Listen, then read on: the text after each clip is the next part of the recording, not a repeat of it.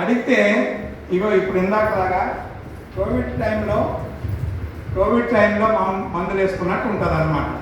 అట్లా కాకుండా మన అవసరాలు మనమే అడగాల్సిన అవసరం ఉంటుంది.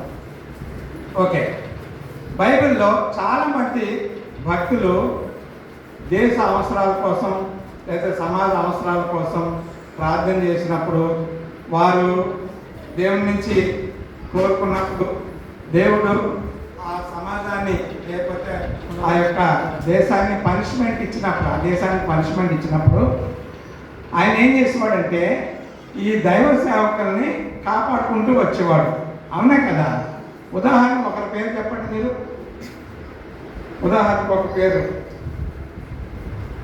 మీరు చాలా కాలం నుంచి క్రైస్తవులే కదా? అవునే కదా? చాలా కాలం నుంచి క్రైస్తవులే. మీరు ఏలియా గురించి వినే ఉంటారు.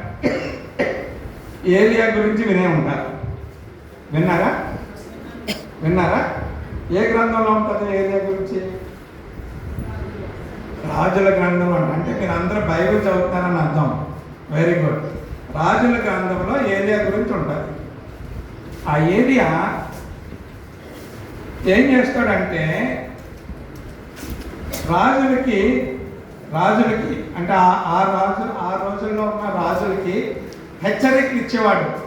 ఇగో మీరు ఇలా చేస్తున్నారు, ఇలా చేయకూడదు. ఏ ప్రవక్త అయినా హెచ్చరికలు ఇస్తారు. అవునా కదా? ఇస్తూ వచ్చారు, బైబిల్లో చూశాను. అలాగే మీ అయ్యగారు కూడా, మీ పాస్టర్ గారు కూడా వాక్యం చెప్పేటప్పుడు మీకు హెచ్చరికలు ఇస్తూ ఉంటారు. వినేవాళ్ళు కొంచెం ఒక లెవెల్ ముందుకు వెళ్ళిపోతూ ఉంటారు, వినని వాళ్ళు అక్కడే ఉంటారు. అవునా కదా? సో అట్లా ఆ రోజుల్లో రాజులు కూడా ప్రవక్తలు చెప్పిన మాటలు విన్నవాళ్ళు ఆ ప్రాబ్లంలోంచి, ఆ సమస్యలోంచి బయటపడి ముందుకు వెళ్ళిపోయి మంచి పరిపాలన ఇచ్చేవారు. కొంతమంది వినేవారు కాదు. వినప్పుడు దేవుడు ఆ రాజుతో పాటు ఆ యొక్క ప్రజలను కూడా శిక్షించేవాడు. ఆ శిక్షించే క్రమంలో దైవ సేవకులైన ఆయన ప్రవక్తని, ఆయన సేవకుల్ని కాపాడుకునేవాడు. అవునా కదా? ఆ విధంగా ఏలియాకి ఒకసారి జరిగింది. తీయండి రాజుల గ్రంథం, మొదటి రాజుల గ్రంథం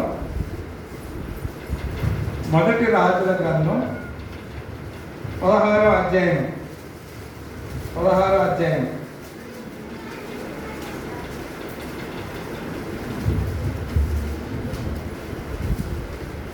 ఎవరైనా చదవండి, మీద మైక్ ఇవ్వండి, చదివే వాళ్ళకి మైక్ ఇవ్వండి. చదివే వాళ్ళకి మైక్ ఇచ్చి ఎవరైనా స్పష్టంగా చదవండి. మొదటి నుంచి 7 వచనాలు చదవాలి. ఎవరైనా అదే మైక్ లేదా? ఇందాక నాకు ఇచ్చారు కదా, అంటే అందరికి వినపడాలని లేదా?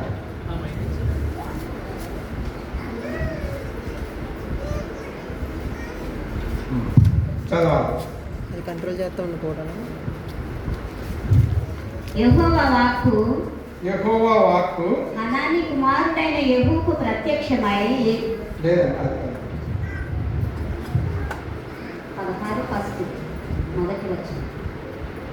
17వ వచనం. 17వ అధ్యాయం 1 నుంచి 7 వచనాలు.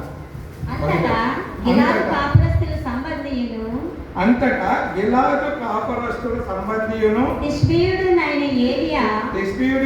ఏలియా అహాబు నద్దకు వచ్చి ఎవని సన్నిధిని నేను నిలవబడి ఉన్నానో ఇశ్రాయేలు దేవుడైన ఆ యెహోవా జీవము తోడు నా మాట ప్రకారము గాక ఈ సంవత్సరములలో మంచైనను వర్షమైనను పడదని ప్రకటించెను. పిమ్మట యెహోవా వాక్కు అతనికి ప్రత్యక్షమై నీవు ఇచ్చట నుండి తూర్పు వైపునకు పోయి యోర్దానునకు ఎదురుగానున్న కెరీతు వాగు దగ్గర దాగి ఉండుము. ఆ వాగు నీరు నీవు త్రాగుదువు, ఆ వాగు నీరు నీవు త్రాగుదువు. అతడికి నీకు ఆహారము తెచ్చినట్లు, అచ్చటికి నీవు నీకు ఆహారము తెచ్చినట్లు ఆహారము తెచ్చుటకు నేను కాకోలములకు నేను కాకోలమునకు ఆజ్ఞాపించుతునని అతనికి తెలియజేయగా అతడు పోయి యెహోవా సెలవు చొప్పున యోర్దానునకు ఎదురుగానున్న కెరీతు వాగు దగ్గర నివాసము చేసెను. అక్కడ కాకోలములు ఉదయమందు రొట్టెను మాంసమును అస్తమయమందు రొట్టెను మాంసమును అతని యొద్దకు తీసుకొని వచ్చుచుండెను. అతడు వాగు నీరు త్రాగుచు వచ్చెను. కొంతకాలమైన తరువాత దేశములో వర్షము లేక ఆ నీరు ఎండిపోయెను. దేవుడు ఈ మాటల ద్వారా, ఈ వాక్యం ద్వారా మనతో మాట్లాడిన కాక చూద్దాం ఒక్కొక్కటి. ఈ యొక్క రాజు దగ్గరికి ఏలియా వచ్చాడట. ఏలియా వచ్చి, నేను ఎవరి సన్నిధిలో నిలబడి ఉన్నానో ఆ యెహోవా, ఆ ఇశ్రాయేలుల దేవుని జీవము తోడు, ఇదిగో నీకు ఇలా జరగబోతుంది అని ఏం జరగబోతుందో చెప్పాడు. మరి ఏం జరగబోతుందో చెప్పినప్పుడు ఆ దేశంలో ఈ చర్చిలో ఉన్న వాళ్ళలో నేను కూడా ఒకను కదా, అవునా కదా? ఈ చర్చిలో ఉన్న వాళ్ళలో అయ్యగారు కూడా ఒకరు కదా, అవునా కదా? అట్లాగే ఆ దేశంలో ఉన్న వాళ్ళలో ఏలియా అనే ప్రవక్త కూడా ఒకడు.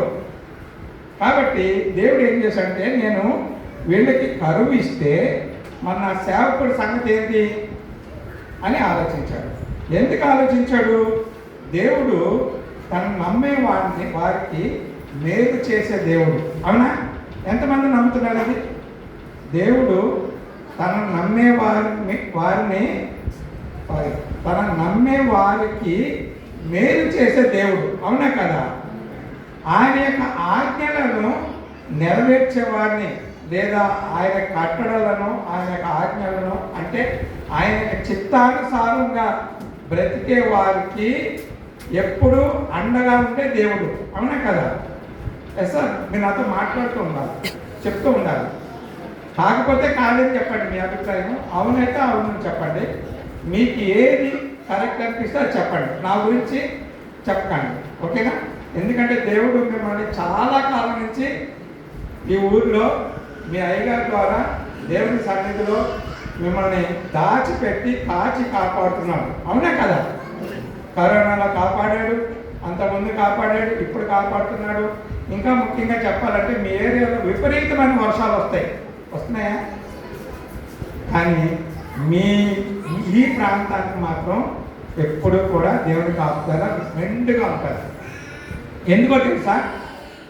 ఈ ప్రాంతంలో ఉన్న చర్చలు అంటే ఎక్కడ లేవట ఆంధ్రప్రదేశ్లో. నిజమైన టైగర్ కూడా చెప్తున్నారు. ఈ ప్రాంతంలో ఉన్న చర్చిలు ఆంధ్రప్రదేశ్లోనే కాదు, తెలంగాణలో ఎక్కడ కూడా లేవట.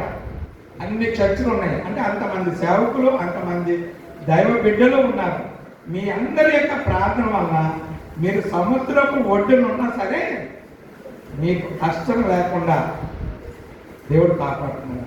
ఎంత గొప్ప ధన్యులు మీరు అంతా, అవునా కదా? అంటే ఇండైరెక్ట్గా చెప్పాలంటే మీరు దేవుని ఆజ్ఞలు బాగా పాటిస్తారని అర్థం. దేవుని యొక్క సన్నిధిలో బాగా ప్రార్థన చేస్తారని అర్థం. నేను దేవుని సన్నిధిలో ప్రార్థన చేయను అనేవాళ్ళు చేతులు, నేను దేవుని సన్నిధిలో ప్రార్థన చేయను అంటే చర్చిలో మీ అందరూ మీరు ప్రార్థన చేయను చేతులు, అందరూ చేస్తున్నారా? అబద్ధం. నిజం చెప్పండి. నేనేమి ఎవరిని కొట్టను, నేను టీచర్నే కానీ నేను ఎవరిని కొట్టను. చాలామంది దేవుని సన్నిధికి వచ్చిన తర్వాత ఊరికే కూర్చుంటారు, కానీ దేవుని సన్నిధికి వచ్చిన తర్వాత ఇక్కడ దైవ సేవకులు ప్రార్థన చేస్తూ ఉంటారు, నడిపించే వాళ్ళు ప్రార్థన చేస్తారు, మనం కూడా ప్రార్థన చేసుకుంటూ ఉన్నాం. దైవ సేవకులు వాక్యం వివరించేటప్పుడు మనం కూడా వాక్యాన్ని ఫాలో అవుతూ ఉండాలి, బైబిల్ తీసి చూస్తూ ఉండాలి. అంతేనా? అంతటా అయిపోయిందా? మళ్ళీ సండే వరకు వెయిట్ చేయాలి, మళ్ళీ దేవుని సన్నిధికి రావాలి, మళ్ళీ వాక్యం వినాలి, వాక్యం నేర్చుకొని ప్రార్థన చేయాలి. మరి మిగతా 6 రోజుల సంగతి ఏంటి? డ్యూటీకి పోవాలి, కాలేజీకి పోవాలి, స్కూల్కి పోవాలి, సాయంత్రం రావాలి, వండుకోవాలి, తినాలి, టీవీ చూడాలి, ఫోన్ చూడాలి, పడుకోవాలి. అంతే కదా? కాదా? కాదన్న వాళ్ళు చేతుతాను. నేను ఇప్పుడు చెప్పిన మాట్లాడి కాదన్న వాళ్ళు చేతుతాను. మీరు ఏది చెప్పరా? నాకు ఏదో చెప్పాలి నాకు. సో అవన్నీ చేస్తాం సరే, కానీ అదే సమయంలో దేవుని యొక్క సన్నిధిని కూడా మన ఇంట్లో కూడా మెయింటైన్ చేయాలి. మన ఇంట్లో కూడా దేవుని సన్నిధిని పెట్టుకోవాలి. పొద్దుట లేసి బైబిల్ చదువుకోవాలి, పొద్దుట కాలేజ్కి వెళ్ళేటప్పుడు, స్కూల్కి వెళ్ళేటప్పుడు, లేదా పనికి వెళ్ళేటప్పుడు, డ్యూటీకి వెళ్ళేటప్పుడు ప్రార్థన చేసుకోవాలి, ప్రయాణం చేసేటప్పుడు ప్రార్థన చేసుకోవాలి. అవునా కదా? ఇవన్నీ అయ్యగారు రోజు చెప్పేవే. మీరు ఏదైనా కొత్తగా చెప్పండి అనేవాళ్ళు ఎంతమంది చెప్పి లేదా? సరే. అంతేకాదు దేవుడు ఇంకొకరిని కూడా బాగా గౌరవిస్తాడంట. ఎవరంటే తన యొక్క పూర్ణ హృదయంతో దేవుని సన్నిధిలో ప్రార్థన చేసేవాడిని, ఇంట్లో ప్రార్థన చేసేవాడు తన పూర్ణ హృదయంతో. పూర్ణ హృదయం అంటే మా చిన్నప్పుడు అయ్యగారి దగ్గరికి అమ్మలకు వచ్చేటప్పుడు అయ్యా నిండా వందనాలయ్యా అనేవారు. మా అమ్మని అడిగాను సార్, అమ్మ నిండా వందనాలంటే వందనాలంటే సరిపోతుంది కదా, నిండా వందనాలు ఏంటి అని అడిగేవాడిని. నిండా వందనాలంటే దీని నిండా ఏముంటాయి? నీళ్ళు పోస్తే నిండా అవుతుంది కదా. ఇప్పుడు నిండా ఉన్నాయా? నిండా లేవు కదా, కొంచెం తక్కువ ఉన్నాయి. పూర్తిగా ఉండడానికి కొంచెం. అంటే ఈ వచ్చేవాళ్ళు అయ్యగారి గారికి వచ్చేటాగా అయ్యగారు నిండా వందనాలు అంటే నా హృదయపూర్వకంగా మీకు వందనాలు తెలియజేస్తున్నాయా అని చెప్పమంటారు. నాకు మా అమ్మ చిన్నప్పుడు చెప్పింది అమ్మ, ఏంటమ్మా నిండా వందనాలు ఏంటి? నిజంగానే పూర్ణ హృదయంతో అంటే నిండా హృదయం నిండా దేవుడిని ప్రార్థిస్తానంట. అటువంటి వారిని ఎప్పుడూ కూడా దేవుడు విడిచిపెట్టినట్ట. అలాంటి వారిలో ఏలియా కూడా ఒకడు. అందుకనే ధైర్యంగా రాజు సన్నిధికి వెళ్ళి రాజు ఏమంటుందని ప్యాలెస్కి వెళ్ళి ఏం చెప్పాడు? నేను ఎవరి సన్నిధిలో నిలబడి నేను మీకు ప్రకటిస్తాను, గుర్తించుకోండి, మీకు రాబోయే రోజుల్లో కరువు వస్తుంది అని చెప్పాడు. చెప్తే అది చెప్పేసి బయటకు వచ్చేసిన తర్వాత, ఎందుకంటే దానికి ఇంకా ముందు అధ్యాయాలు చదివితే మీకు తెలుస్తుంది. చెప్తే ఆయన రాజుగారు ఎలా రియాక్ట్ అయ్యాడో అవన్నీ మనకు కొద్దిగానే చెప్పిన తర్వాత బయటకు వచ్చిన తర్వాత దేవుడు పిలిచి, ఏలియా నువ్వు ఫలానా చోటకు పో, ఫలానా గుహలో ఉండు, అక్కడ నీకు వాగు ఉంటుంది, కేరీటు అనే ఒక వాగు ఉంటుంది, అందులో నీళ్లు ఉంటాయి, ఆ నీళ్ళని నువ్వు తాగుతూ ఉండు. నేను కాకోలం అంటే కాకుల గుంపుతో, మీ చుట్టూ కాకులే ఉన్నాయి కదా, మీ ఊరు చుట్టూ కాకులు ఉన్నాయా? ఉన్నాయా లేదా? ఏ దేశం కాకులు ఉన్నాయి? శివవారిపాలెం దేశం కాకులు ఉన్నాయా, లేకపోతే ఆంధ్రదేశం ఉన్నాయా, తెలంగాణ ఉన్నాయా? మాకు చాలా తక్కువ ఉంటాయి తెలంగాణలో కాకులు, చాలా తక్కువ. చూడాలి, మా పాప కాకులు చూడాలి డాడీ అని చెప్పింది. మామయ్య ఇంటికి వెళ్తున్నాం కదా కాకులు చూద్దిగా అని చెప్పింది. సో కాకుల గుంపుతో తెసుకోవాలి. కాకి స్వభావం ఏంటండి చెప్పాలి? కాకి స్వభావం ఏంటి? ఏదైనా దొరికితే టక్కని నోట్లో వేసుకొని తినేసి. అంతేకాదు, కాకికి ఇంకో స్వభావం, అది చచ్చిపోయినా పాడైపోయినా తినే స్వభావం కూడా. అంతేనా? అది నాణ్యానికి ఒకవైపే. అంటే ₹1 బిల్లు తీసుకుంటే ఇటువైపు కాకి ఏది దొరికినా తినేస్తుంది, కాకి నల్లగా ఉంటుంది, కాకి కుళ్ళిపోయిన పట్టినట్టు ఏదైనా తినేస్తుంది. కానీ ఇటువైపు ఇంకొక వైపు చూస్తే కాకి చాలా తెలివైంది. కాకి జ్ఞాపక శక్తి చాలా ఎక్కువట. మీరు కావాలంటే ఎప్పుడైనా ఒక కాకిని పెంచి చూడండి. కాకిని పెంచిన ఎప్పుడైనా చూసారా? యూట్యూబ్లో చూడండి, చాలామంది కాకిని పెంచుతున్నారు. కోళ్ళు పెంచినట్టే కాకులు కూడా పెంచుతారు, గద్దలు పెంచుతారు. ఓకే, ఈ కాకి దాని తెలివితేటల ద్వారా మనిషిని గుర్తుపెట్టుకుంటుంది. ఒక కుక్క ఎలాగైతే గుర్తుపెట్టుకుంటుందో మనిషిని కూడా, కాకి కూడా మనుషులను గుర్తుపెట్టుకుంటారు. అయితే దేవుడు వాటిని పిలిచి, ఫలానా చోట నా సేవకుడు ఉన్నాడు, ఆయనకి ఆహారం తీసుకుంటాం. కాకి నాన్ వెజ్ అంటే చాలా ఇష్టం, అవునా కదా? మనకు కూడా నాన్ వెజ్ అంటే చాలా ఇష్టం.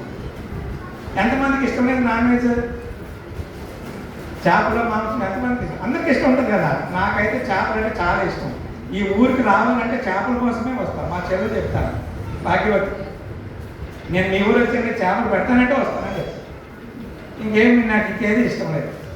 అట్లా చేపలు అంటే బాగా ఇష్టం. కాకి ఏమైనా నాన్ వెజ్ అంటే బాగా తింది. అటువంటి కాకుల ద్వారా దేవుడు రొట్టెను మాంసాన్ని అంటే నాన్ వెజ్ని పంపించాడంట. ఎంతకాలం పంపించాడు? చాలా కాలం పంపించాడు. ఎలా పంపించాడు? వాటి ముక్కు ద్వారా కాకోలం అన్నాడు కదా. కాకోలం అంటే కాకుల గుంపు. 10 కాకులు, ఒక్కొక్క కాకి 5 గ్రాములు 10 గ్రాములు మాంసం ముక్క తీసుకున్నాడు. లేకపోతే ఒక చిన్న చేపను పట్టుకున్నాయి అనుకోండి. 10 కాకులు అయితే ఇన్ని చేపలు అవుతాయి, అవునా? 20 కాకులు అయితే ఇన్ని చేపలు అవుతాయి, అవునా కదా? అట్లా దేవుడు వాటి గుంపుగా చేసి ఆ మాంసం తెచ్చి వీటికి ఇచ్చేటట్టు చేశాడు. అంత బాగుంది. చాలా కాలం బాగుంది. చాలా కాలం బాగున్నది. ఎంతకాలం బాగుందంటే ఆయన ప్రతిరోజు లేచి, దేవా నువ్వు నాకు ఇచ్చిన ఈ రోజుని బట్టి నీకు వందనాలు, నువ్వు నాకు ఇచ్చిన ఈ ఆహారాన్ని బట్టి నీకు వందనాలు, నువ్వు నాకు ఇచ్చిన ఈ నీటిని బట్టి నీకు వందనాలు, నువ్వు నాకు ఇచ్చిన ఈ ఆక్సిజన్ బట్టి, గాలిని బట్టి నీకు వందనాలు, ఈ గుహను బట్టి నీకు వందనాలు అని ప్రార్థించినంతకాలం ఇచ్చాడు. ఆ తర్వాత ఏమైందంటే ఈ అయ్యగారికి, ఏలియా గారికి అలవాటు అయిపోయింది. తర్వాత ప్రార్థన చేసుకున్నాడు, తర్వాత తిందాంలే, తర్వాత దేవుడిని స్తుతిద్దాంలే అని ఎప్పుడైతే పోస్ట్పోన్ చేసుకుంటూ పోయాడో, తర్వాత అని పోయాడో, దేవుడు ఏం చేశాడంటే ఆ వాగులో నీటిని ఇంకిపోయేటట్టు చేశాడు. అంతేకాకుండా కాకులు కూడా ఆయన దగ్గరికి రావడం మానేశాయి. చూసారా? మనం కూడా దేవుడిని ప్రార్థించినంత కాలం క్షేమంగానే ఉంటాం. దేవుడిని ప్రార్థించిన అంతకాలం మన అవసరాలతో తీరుతూనే ఉంటాయి, మన అక్కర్లు తీరుతూనే ఉంటాయి. మన పిల్లలకు ఫీజులు కట్టాలంటే ఏదో విధంగా అవర్ చేస్తాము, కట్టేస్తాము. మనం కాకినాడ పోవాలంటే ఏదో విధంగా ఎవరో మన రోడ్డు మీదకి వెళ్ళి బస్ కోసం ఎదురు చూస్తుంటే మన ఫ్రెండ్ ఎవరో ఆటోలో బండి చేసుకొస్తుంటారు, అలా డ్రాప్ చేస్తానంటారు. అన్ని సక్రమంగా జరుగుతూనే ఉంటాయి. కానీ కొన్ని రోజులకి మనము దేవుడిని వెంబడించడంలో బద్ధకం వస్తుందంట. ఎంతమందికి వస్తుంది? నాకు చాలాసార్లు వచ్చింది. అలా బద్ధకం వచ్చినప్పుడు దేవుడు ఏం చేస్తాడంటే ఒక ముళ్ళ కర్రతో కట్టుని పొడుస్తాడు. మనం దున్నేటప్పుడు ఎవరైనా దున్నడం చూసారా? ఎద్దులతో దున్నడం చూసారా? ఒక చిన్న ఇంత కర్ర ఉంటుంది, ముందు చిన్న మేకు ఉంటుంది. అదేం చేస్తుంది? సరిగా నడవకపోతే దాన్ని ఇట్లా అంటాడు. కొన్ని ఎద్దులకైతే పుండ్లు కూడా పడిపోతూ ఉంటాయి, అవునా కదా? సో అట్లా చేస్తే అవి సక్రమంగా నడుస్తాయి. అలాగే ఎప్పుడైతే నువ్వు దేవుణ్ణి వెంబడించడం నిర్లక్ష్యం చేసావో, ఎప్పుడైతే ప్రార్థనా జీవితాన్ని నిర్లక్ష్యం చేస్తామో, ఎప్పుడైతే మనము లోకంలో ఉన్న విషయాలకి ఎక్కువ ఇంపార్టెన్స్ ఇచ్చి దేవునికి తక్కువ ఇంపార్టెన్స్ ఇస్తామో, అంటే తక్కువ ఏమంటారు, బయట ఉన్న మా విషయాలకి ఎక్కువ సమయం ఇస్తామో, దేవునికి తక్కువ సమయం. అంటే విషయాలని కాన్సన్ట్రేషన్ అన్నది ఎప్పుడైతే మనకు మారుతుందో అప్పుడు దేవుడు మన మీద కూడా తన దృష్టి మలుచుకుంటాడంట. ఏలియా మీద మలుచుకున్నది లేదా? ఏలియా గొప్ప సేవకుడే కదా, గొప్ప ప్రవక్తే కదా. మరి దేవుడు అనుకుంటే వాగిని ఎండిపోకుండా చేయొచ్చు కదా. కాకులతోనే ఆహారం పంపించిన దేవుడు ఈ వాగి ఎండిపోకుండా చేయలేడా? చేస్తాడా? చేయడా? కాకులనే ఉపయోగించుకున్నాడు. మరి కాకులు కొంతకాలం వచ్చిన తర్వాత ఎందుకు ఆగిపోయాయి? చెప్పండి. ఎందుకు ఆగిపోయాయి అంటే ఆయనలో ప్రార్థనా జీవితం తగ్గిపోయింది. ఆయనలో దైవ చిత్తాన్ని వెతికే ఆ టైంని తగ్గించేసుకున్నాడు. దేవా ఈరోజు నేను ఏం చేయాలి చెప్పు. సరే నువ్వు ప్రార్థన చేసుకున్నావు, చేసుకో, మళ్ళా కలుస్తానే అన్నాడు ఇదివరకు దేవుడు. నువ్వు ప్రార్థన చేసుకున్నావు కదా, నేను మళ్ళా నీతో మాట్లాడతానులే అని వెళ్ళిపోయేవాడేమో. అట్లా కొన్ని రోజులు పోయింటే దేవుడే నన్ను పట్టించుకోవట్లేదు, నేను దేవుడిని ఎందుకు పట్టించుకోవాలి అన్న నిర్లక్ష్యం వచ్చిందేమో. దేవుడు పట్టించుకోకుండా ఉంటాడా? ఉండడు. మనం సక్రమంగా ఉన్నప్పుడు మీరు క్లాస్లో చూడండి, ఎప్పుడైనా ఏ స్టూడెంట్ అయితే మంచిగా చదువుకుంటాడో ఆ స్టూడెంట్ని కొంచెం ఒక లుక్ అలా ఇచ్చి టీచర్ అలా చూసుకొని వీడు చక్కగానే ఉన్నాడు అని పక్కకి వెళ్ళిపోతాడు. ఎవరైతే చక్కగా లేదో, ఎవరైతే సరిగ్గా చదువుకోవట్లేదో వాళ్ళ మీద కాన్సన్ట్రేట్ చేయడం, వాళ్ళ మీద దృష్టించడానికి టీచరు ఆలోచిస్తారు. అవును కదా? దేవుడు కూడా అంతే. ఇంకా చెప్పాలంటే కుటుంబంలో ఇద్దరు పిల్లలు ఉన్నారు అక్కడ, అబ్బాయిలన్నా అమ్మాయిలన్నా, లేదా అబ్బాయి అమ్మాయి అయినా, ఒకరు మంచిగా చదువుకుంటారు అనుకోండి, ఒకరు సరిగ్గా చదువుకోవట్లేదు అనుకోండి, తల్లిదండ్రులకి ఎలా అనిపిస్తుంది? మంచిగా చదువుకున్న వాడినేమో చూసి చూడనట్టుగా అబ్బాయి వృత్తి చేయి అంటారు. సరిగా చదువుకున్నవాడిని, సరిగా ఉన్నవాడిని వాడిని అరే ఎలా ఉంటే ఎలా అమ్మ అంటామమ్మా. మరి మనకి ఎవరి స్వభావం ఉంది? దేవుని స్వభావం ఉంది. కాబట్టి ఏదైతే చక్కగా లేదో దాన్ని చూసుకోవడానికి మనం ప్రయత్నం చేసినప్పుడు దేవుడు కూడా అలాగే చూస్తాడు. ఈ రాజు చక్కగా లేడు కాబట్టి ఆ రాజ్యాన్ని పనిష్మెంట్ ఇచ్చి ఆ రాజుని చక్కగా చేయడానికి దేవుడు ప్రయత్నం చేసే విధానంలో ఏలియాని వాడుకున్నాడు. ఎందుకంటే ఏలియా బుద్ధిమంతుడు కాబట్టి, ఏలియా సేవకుడు కాబట్టి వాడుకున్నాడు. వాడుకున్న ఈ వ్యక్తి వాడబడుతున్న ఈ వ్యక్తి ఏమైందంటే కొన్ని రోజుల క్రితం నిర్లక్ష్యం చేశాడు. కాబట్టి తనకి ఏర్పాటు చేసిన ఆహారాన్ని, నీళ్ళని దేవుడు తీసేశాడు. మనం కూడా అంతే కదా చెప్పాలి నాకు దయచేసి అందరూ. మనం కూడా ఎప్పుడైతే మనకు అంత కంఫర్ట్ ఉంటుందో, మనకు బట్టలు ఉంటాయి, డబ్బులు ఉంటాయి, ఆరోగ్యం ఉంటుంది, మనం మంచిగా చదువు అన్నీ చేస్తాం. ఎప్పుడైతే ఇవన్నీ ఉంటాయో అప్పుడు మనం దేవుని పట్ల నిర్లక్ష్యాన్ని ప్రదర్శిస్తాం. ఎప్పుడైతే నిర్లక్ష్యం ప్రదర్శిస్తామో ఆటోమేటిక్గా దేవుడు మళ్ళీ మనల్ని తన వైపుకి లాక్కోవడానికి ప్రయత్నం చేస్తాడు. ఆ ప్రయత్నమే చిన్న పనిష్మెంట్. అది అందరికీ ఉంటుంది, నాకే కాదు, నీకే కాదు, దేవుని సేవకులకే కాదు, ఎవరికైనా ఉంటుంది. అలా పనిష్మెంట్ పొందినోడే ఎవరు? ఏలియా గారు. ఏలియా గొప్ప ప్రవక్త, దేవుని చేత వాడబడిన గొప్ప ప్రవక్త. అయినా సరే కొన్నిసార్లు పిరికి వాళ్ళగా పారిపోవడం జరిగింది. కొన్నిసార్లు దేవుణ్ణి మర్చిపోయి భయపడిపోవడం జరిగింది. దేవుని యొక్క శక్తి తెలుసు, దేవుని యొక్క మహాబలం తెలుసు, దేవుని యొక్క ఏమంటారు ప్రేమ తెలుసు, ఆయన యొక్క కృప తెలుసు, అన్నీ తెలుసు దేవుని సేవకుడికి, ఆ ప్రవక్తకి. అన్నీ తెలిసినప్పటికీ కొన్నిసార్లు భయపడతాడు. కారణం ఏంటంటే అతనిలో ప్రార్థనా జీవితం తగ్గిపోవడం. మనలో కూడా చాలా మందికి ప్రార్థనా జీవితం తగ్గిపోతుంది. తర్వాత ఏం జరిగింది? అయ్యో దేవా నన్ను క్షమించు అని దేవుడిని ప్రార్థించినప్పుడు ఆయన ఇక్కడి నుంచి బయలుదేరి ఇంకొక ఊరికి, అక్కడ ఒక విధవరాల్ని నేను మీ కొరకు ఏర్పాటు చేసి భోజనం పెడతామని మళ్ళీ ఆయన్ని బలపరచగలిగాను. అంటే మన జీవితాల్లో చాలాసార్లు పడిపోతూ ఉంటాం, మళ్ళీ లేస్తాము, పడిపోతూ ఉంటాం, మళ్ళీ లేస్తాము. అవునే కదా? నీతిమంతుడు అనేక సార్లు పడిపోయినను తిరిగి లేచి. అంటే దాని అర్థం ఏంటంటే మనం నీతిమంతులం కాబట్టి ఎన్నిసార్లు తప్పులు చేయొచ్చు, మళ్ళీ దేవుని దగ్గర రాదు. అదే దాని అర్థం కాదు. యాక్సిడెంటల్గా అంటే అనుకోకుండా మనం ఎప్పుడైనా తప్పు చేస్తే దేవుని సన్నిధిలోకి వచ్చి దేవుని ప్రార్థించుకొని క్షమాపణ అడిగి మళ్ళీ మన ట్రాక్లోకి, మళ్ళీ మన రూట్లోకి మనం ముందుకు పోతే మన కుటుంబాలు అత్యధికంగా దీవింపబడతాయి. అంతేకాని మనకి బాగున్నప్పుడు ఒకలాగా, బాగోలేనప్పుడు ఒకలాగా ఉండకూడదంట. ఇక్కడ మీకు కొన్ని విషయాలు చెప్తాను. దేవుని యొక్క ధర్మశాస్త్రం అంటే బైబిల్ని చాలా గట్టిగా, చాలా ఏమంటారు నిష్టగా భావించేవాడు ఎంతమంది ఉన్నారు? బైబిల్ని వారానికి ఒకసారి బైబిల్ క్లీన్ చేసుకోవడం ఎంతమంది ఉన్నారు? ఇవన్నీ అయిగా చెప్పియే, నేను మళ్ళీ కొత్తగా చెప్తున్నాను అంతే. వారానికి ఒకసారి బైబిల్ తీసేటోళ్ళని దేవుడు మెచ్చుకోవడం. ఓకే, వారానికి ఒకసారి రోజు బైబిల్ చదువుకోవాలి, రోజు ప్రార్థన చేసుకోవాలి. అంతేకాదు దేవుడు మనకు కొన్ని విధులను ఇచ్చాడు, కొన్ని బాధ్యతలు ఇచ్చాడు, కొన్ని హక్కులు ఇచ్చాడు. తెలుసు కదా, రాజ్యాంగంలో ఉంటాయి కొన్ని హక్కులు, కొన్ని బాధ్యతలు.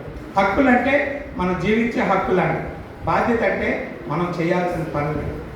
మనం చేయాల్సిన పని. మనం ఏ పని చేయాలి చెప్పండి? మనం ఈ ఊర్లో ఉన్నాం, ఈ ఊర్లో అందరూ చర్చికి వస్తున్నారా? చెప్పాలి. ఎన్ని ఇళ్ళు ఉంటాయి ఇక్కడ? ఎన్ని కుటుంబాలు ఉంటాయి? ఇళ్ళు కాదు, కుటుంబాలు. ఎన్ని కుటుంబాలు ఉంటాయి? ఓ 200 కుటుంబాలు ఉంటాయా? 300 కుటుంబాలు ఉన్నాయి అనుకోండి.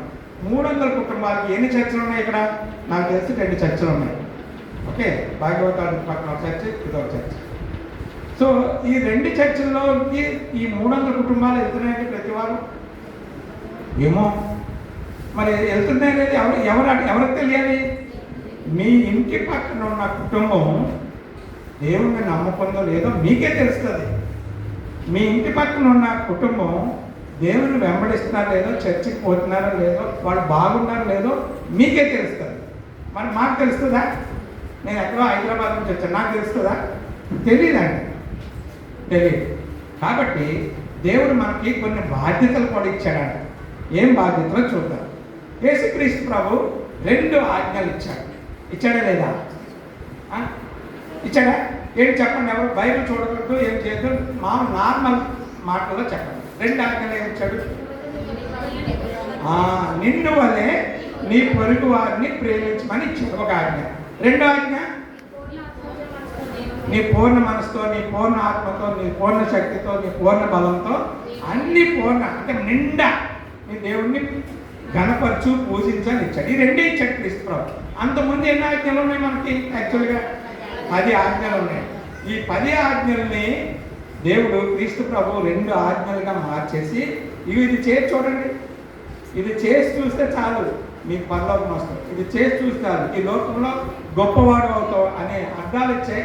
ఎన్నోసార్లు మనకి బైబిల్లో బోధించారు. ముఖ్యంగా మత్తయి సువార్త తీయకండి, ఇంకా మీకు నేను రిఫరెన్స్ తీయమని చెప్పను. మత్తయి సువార్త 5వ అధ్యాయం నుంచి 7వ అధ్యాయం, 5, 6, 7 ఈ 3 అధ్యాయాలు కనీసం సంవత్సరంలో 10 సార్లు చదవండి. మీరు సంవత్సరంలో లేకపోతే నెలకు ఒకసారి చదవండి, సంవత్సరంలో 10 సార్లుగా చదవండి. అందులో క్రీస్తు ప్రభు చాలా స్పష్టంగా ఒక క్రైస్తవ జీవితం ఎలా ఉండాలో నేర్పించారు. దాన్ని మనము కొండ మీద ప్రసంగం అంటాం. అంటామన్నమా? కొండ మీద ప్రసంగం అంటాం. ఈ కొండ మీద ప్రసంగం కానీ మన జీవితానికి బాగా వంట పట్టించుకోవడం అంటే తెలుసా? ఎందుకంటే ఈ మధ్య అంతా ఇంగ్లీష్ మీడియం కదా, అంటే వంట పట్టించుకోవడం అంటే మన కొబ్బరి నూనె ఒంటికి రాసుకుంటే ఎంత గట్టిగా పట్టుకుంటుందో, ఈ విషయాలన్నీ మన కళలో అడిగినా సరే, లేకపోతే నిద్రలో అడిగినా సరే, లేపు అడిగితే చెప్పగలగాలి. అంత గట్టిగా నేర్చుకోవాలి ఈ కొండ మీద ప్రసంగాన్ని ప్రతి క్రైస్తవుడు. అలా నేర్చుకుంటేనే మనకి ఎలా జీవించాలో, ఎలా బ్రతకాలో తెలుస్తుంది. సో ఈ కొండ మీద ప్రసంగం ద్వారా క్రీస్తు ప్రభు అనేక విషయాలు నేర్పించారు. ఆ నేర్పించే విధానంలో నిన్ను వల్లే నీ పొరుగు వారిని ప్రేమించడం చాలాసార్లు. అంటే మన ఇంటి పక్కన ఉన్నవారు ఏం చేస్తున్నారు, వాళ్ళు తిన్నారా, వాళ్ళు ఉన్నారా, వాళ్ళు ఆరోగ్యంగా ఉన్నారా, వారు దేవుని దగ్గరికి వస్తున్నారా, దేవుని సన్నిధికి వస్తున్నారా అనే విషయాలు చూడాల్సింది మనదే బాధ్యత, అయ్యగారిది కాదు. అయ్యగారి బాధ్యత ఏంటి? ఇక్కడికి వచ్చిన వాళ్ళల్లో ఎవరు ఆత్మీయంగా ఉన్నారు, ఎవరు ఆత్మీయంగా లేరు, ఎవరు దేవుని సన్నిధిలో ప్రార్థన చేసుకోగలుగుతారు, ఎవరు దేవుని సన్నిధిలో ప్రార్థన చేయట్లేదు, ఎవరు ఇంట్లో ప్రార్థన చేసుకుంటున్నారు, ఎవరు ఇంట్లో ప్రార్థన చేసుకోవట్లేదు, ఎవరు సంతోషంగా ఉన్నారు, ఎవరు దుఃఖంగా ఉన్నారు, ఎవరు అనారోగ్యంగా ఉన్నారు, ఎవరు ఆరోగ్యం, ఇవన్నీ చూసుకొని తదనుగుణంగా అందరి కోసం దేవుని వాక్యం చెప్పడం, ప్రార్థించడమే అయ్యగారి యొక్క బాధ్యత. కానీ మన బాధ్యత ఏంటంటే మన పొరుగు వారు ఎలా ఉన్నారు, వారు తిన్నారా, ఉన్నారా, వారికి ఆరోగ్యం ఉందా, వారి పిల్లలు బాగున్నారా అని చూసుకోవాల్సిన బాధ్యత ప్రతి క్రైస్తవుడికి మనం. అదే నిన్ను వల్లే నీ పొరుగు వారిని ప్రేమించడం అనే ఆజ్ఞ. ఇది ఎప్పుడైతే మనం ఫాలో అవుతామో ఊరు కాదు, ప్రపంచమే క్రైస్తవ ప్రపంచం అయిపోతుంది. అవునా కదా? మరి ఈ రోజుల్లో చూస్తున్నారా మీరు? యూట్యూబ్లో చూడండి, ఎక్కడో కొడుకు కూతురు ఉంటారు, తల్లిదండ్రులు తండ్రి తల్లి ఇక్కడ చనిపోతారు, అక్కడి నుంచి ఫోన్ చేస్తాడు, బాబు మీ ప్యాకేజ్ ఎంత, మా అమ్మ నాన్న చనిపోయారంట, వాళ్ళని తీసుకెళ్ళి దహనం చేయాలి, ఓకే, మీ ప్యాకేజ్ ఎంత? ప్యాకేజ్ అంటే ఇక్కడి నుంచి తీసుకొని వెళ్ళి అక్కడ దహనం చేసి ఆ యొక్క బూడిద కలెక్ట్ చేసి వేరే వేరే నదిలో కానీ సముద్రంలో కానీ కలిపితే నీకు ఎంత వాళ్ళు చెప్పు అంటున్నారు ఈ రోజుల్లో పిల్లలు. ఈ రోజుల్లో పిల్లలు అలాగన్నారు. అనొచ్చు అలాగా? నిన్ను కని పెంచి చదివించి ఒకే ప్రయోజకం చేసి యుఎస్కో ఆస్ట్రేలియాకో లేదా అమెరికాకో రష్యాకో ఎక్కడికో పంపిస్తే నువ్వు అక్కడ సెటిల్ అయిపోయి నువ్వేం చెప్తున్నావు? మా నాన్న చనిపోయాడు. ఏమన్నావు? మా నాన్న చనిపోయాడు, మీరు ఆయన కాల్చి ఆ బూడిద నదిలో కలపడానికి మీకు ప్యాకేజ్ ఎంత చెప్పండి, నేను డబ్బులు ఇస్తాను అని. అంత దారుణంగా అయిపోయింది ఇప్పుడు పరిస్థితి. ఇంకో విషయం ఈ మధ్య నేను యూట్యూబ్లో చూశాను. తండ్రి చనిపోయి 15 రోజులు అయింది. ఓకే, అతను చనిపోయిన 15 రోజులకి తల్లి చనిపోయింది. ఈ పిల్లలు ముగ్గురు, ఈయనకి ముగ్గురు పిల్లలు, 2 అబ్బాయిలు 1 అమ్మాయి, ముగ్గురు అమెరికాలోనే ఉన్నారు. అయితే తండ్రి చనిపోయి 15 రోజులు అయిపోయింది, తల్లి చనిపోయింది. అది కూడా 1 వీక్ అయిపోయింది. ఎవరు చుట్టుపక్కల అన్ని పెద్ద పెద్ద బిల్డింగ్లు అన్ని పని మనిషి వస్తుంది, వాళ్ళు పడుకున్న రూమ్ తప్ప మిగతా అన్ని క్లీన్ చేసుకుంటుంది, వెళ్ళిపోతుంది. కానీ కొన్ని రోజులకి ఆ ఇంట్లోంచి స్మెల్ వస్తుంది. స్మెల్ వస్తే భయపడిపోయి ఆ పని మనిషి ఏం చేసినా పక్కోళ్ళు చెప్పింది, మాకెందుకు చెప్తావు, పోలీసుకి చెప్పాలి. ఏమన్నారు?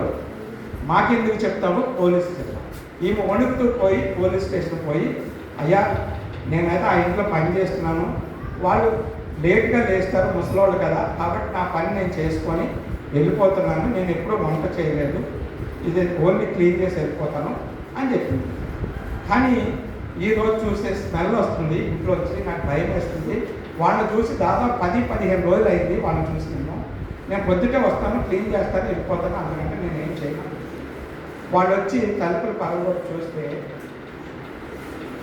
భర్త అస్థిపంజరం ఉందంట, భార్య చీరతో కొట్టిన కింద ఉన్నాను.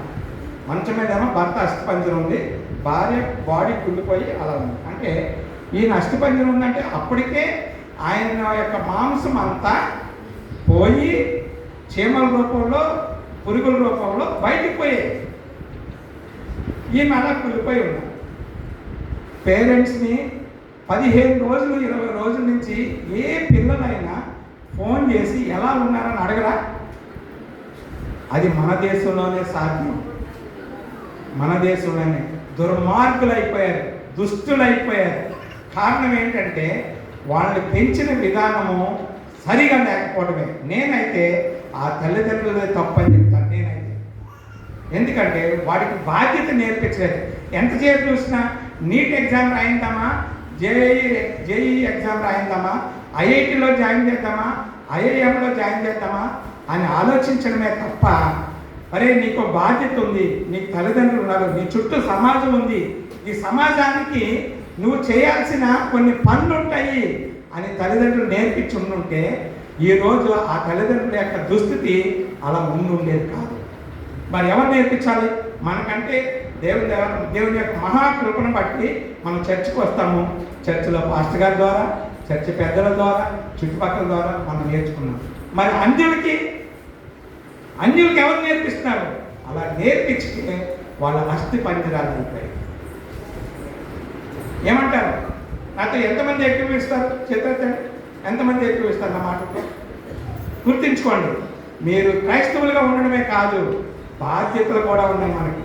ఆ బాధ్యతలు మొదటి బాధ్యత సమాజం పట్ల ఎటువంటి బాధ్యత ఉండాలో మన పిల్లలకు నేర్పించాలి. అదే సమయంలో మన ఇరుగు పొరుగు వారు ఎలా ఉన్నారు? ఈ రోజుల్లో కూర వండుకుంటే పక్కోళ్ళకి పంచం. ఎందుకంటే అమ్మ వాళ్ళు ఏమనుకుంటారో, ఏదైనా విషం పెట్టి పెట్టా అనుకుంటారని భయం వేస్తుంది ఈ రోజుల్లో. కానీ నా చిన్నప్పుడు మా అమ్మ ఈ నాన్ వెజ్ ఏదైనా వండింది అనుకోండి, 4వ ఇంట్లోనో 5వ ఇంట్లో ఉన్న చిన్నపిల్లలతో చెప్పేవారు, అరే అమ్మమ్మ కూర వండుతుందిరా, మనకు కూర వస్తుందిరా. నిజంగానే చిన్నపిల్లలు ఉన్న ఇళ్లల్లోనూ ముసలోళ్ళు ఉన్న ఇళ్లలోకి చుట్టుపక్కల వాళ్ళు ఎవరైనా నాన్ వెజ్ మంచి కర్రీ వండుకుంటే ఇంతే. ఇంతేం పంపక్కర్లేదు, ఇంతే చిన్న కూరగాయలు తీసుకెళ్ళి పంపిస్తే వాళ్ళు సంతోషంగా తింటారు. అందరూ అమ్మ, చిన్నమ్మ, పెద్దమ్మ, అమ్మమ్మ, నానమ్మ అని పిలుచుకునేవారు. ఈ రోజుల్లో ఉందా? లేదు. గుర్తుపెట్టుకోండి, మనము ఇచ్చే, నేను చర్చ గురించి మాట్లాడుతున్నాను, దయచేసి మీరేమనుకో, ఇచ్చే గుణం ఉందా? ఆ ఇచ్చే గుణం మన పొరుగు వాడిని పక్కడించే స్టార్ట్ అవ్వాలి.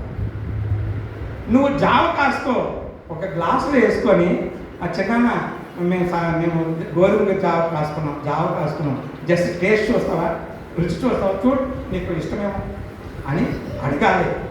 చిన్నమ్మ చూస్తావా అన్నాడు. చిన్నపిల్లలు ఉంటే అమ్మ మేము చిన్న జావ కాసుకున్నాం, పాపను తీగు నేను తినిపిస్తాను అడగాలి. నాకు తెలిసి మన పల్లెటూరులో కొంతవరకు ఉంది ఇది, కానీ సిటీలో లేదండి. సిటీలో అస్సలు లేదు. సిటీలో ఎవరి పక్కింట్లో చనిపోతే ఆ పక్కింట్లో రాడు, ఆ పక్కోటి రాడు. నేను చెప్తాను, మా పక్కన బ్రాహ్మిన్స్ ఉంటారు, ఫాదర్ చనిపోయాడు, అందరూ వచ్చి వాళ్ళ తెలిసిన వాళ్ళు కొలీగ్స్ వచ్చి విజిట్ చేసి వెళ్ళిపోయారు. 3 గంటలకు బాడీ వెళ్తాను, బాడీతో ఒక్కడే కొడుకు వెళ్తాను, ఒక్కడే కొడుకు. అప్పుడు నేను వెంటనే మా ఎదురుంట్లో ఉన్న అతని పేరు విజయ్ ఒక్కడే వెళ్తున్నాడు, వివేక్ ఒక్కడే వెళ్తున్నాడు, నువ్వు వస్తే మన ఇద్దరు పోదాం అంకుల్ అంటాడు, అంకుల్ పోదాం. సో ఇద్దరు కలిసి అతను బండి మీద పోయాడు. వెళ్తే అతను, నేను, ఈ విజయ్ ముగ్గురుమే ఉన్నాం. మన 4వ వ్యక్తి, 4 ఉన్నారు కదా మోయడానికి. సో వెహికల్లోంచి తీశారు, అక్కడ పెట్టారు, వెహికల్లో వెళ్ళిపోయారు. బ్రాహ్మిన్స్ వచ్చారు, వాళ్ళు తమిళ బ్రాహ్మిన్స్ అన్నారు. బ్రాహ్మిన్స్ వచ్చి ఏం చెప్పారంటే 7 సార్లు ఎత్తి దించాలి. ఎన్నిసార్లు? 7 సార్లు. చుట్టాలు మాత్రమే, చుట్టాలు రక్త సంబంధికమే. అంటే ఇక్కడ నుంచి కాల్చే దగ్గరికి వెళ్ళే లోపు ఎత్తాలి, నిలబడాలి, మంత్రాలు చదువుతాడు, మళ్ళీ 2 అడుగులు వేయాలి, 3 అడుగులు అనుకుంటా దించాలి, మళ్ళీ మంత్రాలు చదువుతాడు, బియ్యం పోయాలి, నాణ్యాలు వేయాలి. ఏమేయాలి? నాణ్యాలు అంటే రూపాయి బిల్లు, 100 రూపాయల బిల్లు ఉన్నాయి కదా, అవి వేయాలి. వేసిన తర్వాత మళ్ళీ ఎత్తాలి, అలా 7 సార్లు. మేము ఎంతమంది ఉన్నాం? 3 ఉన్నాం. 3 అతను ఆ బ్రాహ్మణ్, ఆ పంతులు ఏం చెప్పాడంటే బంధువులే ఉండాలి. మరి అతను ఒక్కడే ఉన్నాడు. అతను కొద్దిసేపు ఆలోచించి వీళ్ళే నా బంధువులు, ఇంకొకరిని నేను పిలుస్తున్నాను, వీళ్ళే నా బంధువులు అని చెప్పారు. కళ్ళలో నీళ్ళు పెట్టుకోవాలి. అప్పుడు ఈలోపు అతని యొక్క ఫ్రెండ్ ఒక అతను ఫోన్ చేసుకుంటూ ఎక్కడున్నంటే ఇక్కడికి వస్తాడు. నేను 4 7 సార్లు. నేను ఎవరిని? క్రిస్టియన్. ఆయన ఎవరు? ఈయనెవరు? తమిళ బ్రాహ్మణ్. ఆయన ఎవరు? ముస్లిమో లేకపోతే హిందూ, నాకు తెలియదు, ఇంకొక ఫ్రెండ్. మేము 4 7 సార్లు ఎత్తి 7 సార్లు నుంచి బియ్యం పోసి చేసి అలా దాటిని రిచువల్స్ అంటాం. ఏమంటాం తెలుగులో? ఏమంటారు? అంత్యక్రియ కదా, అంత్యక్రియ అంటాం. అలా చేసి మేము ఆ రోజు ఆ కార్యక్రమం కంప్లీట్ చేసాం. అంటే వాళ్ళ చుట్టాలు లేరన్నా, చుట్టాలు ఉన్నారు, బంధువులు ఉన్నారు, కొలీగ్స్ ఉన్నారు, చాలామంది ఉన్నారు ఆ సిటీలో. కానీ ఆ రోజు మేము 4 ఎంత దారుణం అండి. కారణం ఏంటంటే ఇరుగు పొరుగు వారిని పట్టించుకోకపోవడం. కానీ దేవుడు అది చెప్పట్లేదు, దేవుడు అది చెప్పట్లేదు. అలాగే ఆ పక్కింట్లో ఇంకో బ్రాహ్మణ్ ఫ్యామిలీ ఉంది. 2 years బ్యాక్ వాళ్ళ అమ్మ చనిపోయింది. నేను అప్పుడు ఎక్కడో హైటెక్ సిటీలో ఉన్నా, ఈవినింగ్ చనిపోయింది.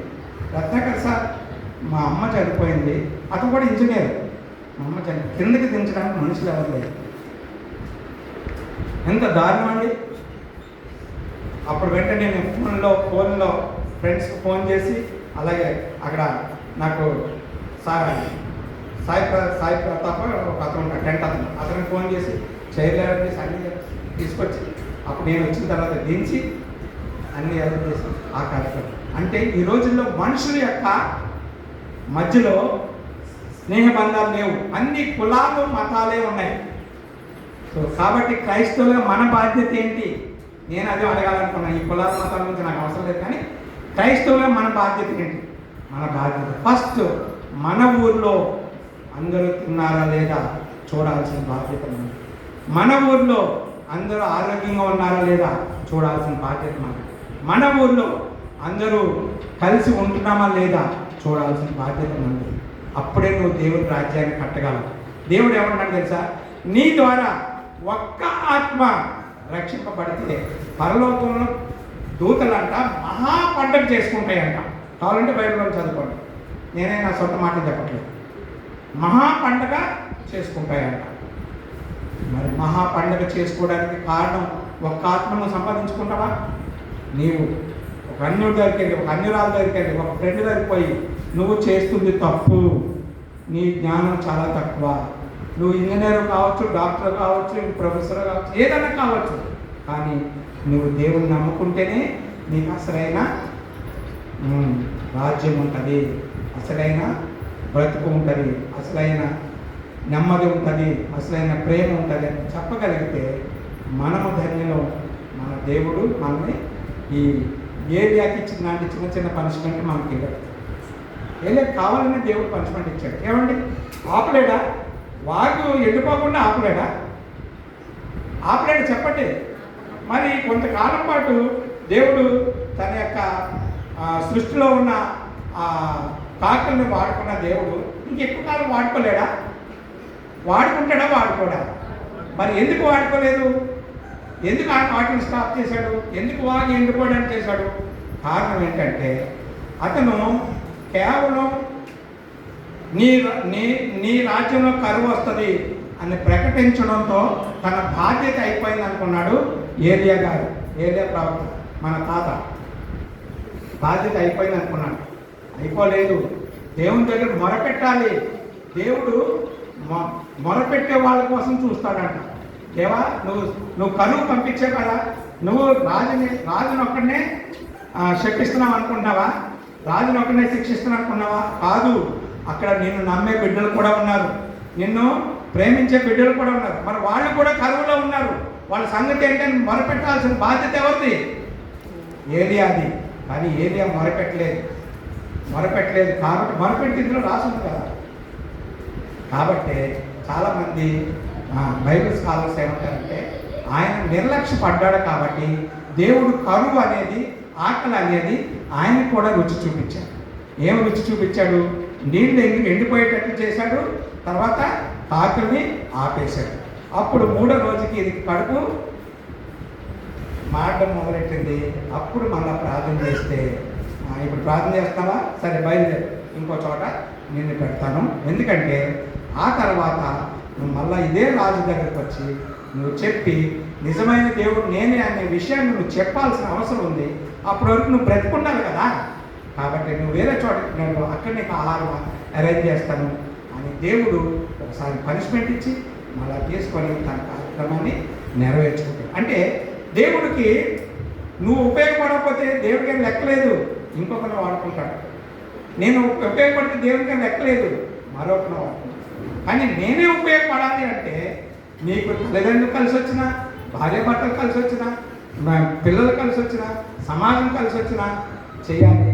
కలిసి రాకపోయినా చేయాలి. దేవుని చిత్తాన్ని నెరవేర్చాలి. అలా నువ్వు నెరవేర్చలేదనుకో దేవుడు ఆయన అనుకున్న స్టేజ్కి నిన్ను తీసుకెళ్ళు, ఇంకొకరిని వాడుకున్నాడు. అదవుతుందని. సో దేవుడు ఈ మాట దీవించిన కాక అయ్యగారు నాకు ఈ అవకాశం ఇచ్చిన అయ్యగారికి, అలాగే మా బామ్మారి